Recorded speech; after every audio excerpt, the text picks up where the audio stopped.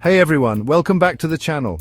Today we're breaking down essential kinematics concepts: speed, velocity, distance, displacement, and acceleration. Whether you're a student or just curious about physics, this video is for you. Let's jump in. Let's start with speed and velocity.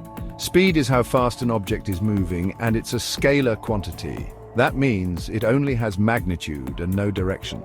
For example, if a car is moving at 60 kilometers per hour, that's the car's speed. Velocity, on the other hand, is a vector quantity. It has both magnitude and direction. So, if that same car is moving at 60 kilometers per hour north, that's its velocity. Now, let's move on to distance and displacement. Distance is a scalar quantity that refers to how much ground an object covers. So, if you walk around a park and cover 100 meters, that's the distance you've traveled. Displacement, however, is a vector quantity. It's the straight line distance from the starting point to the end point, along with the direction. Now, let's talk about acceleration. Acceleration is a measure of how quickly an object's velocity changes over time. It's a vector quantity, meaning it has both magnitude and direction.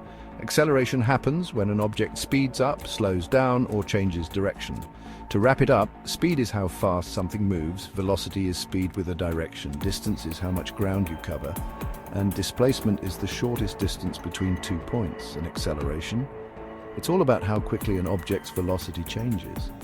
If you enjoyed this video, don't forget to like, share, and hit that subscribe button for more easy-to-understand physics concepts. Got a question or an example of acceleration or velocity? Drop it in the comments below and let's chat. See you in the next video.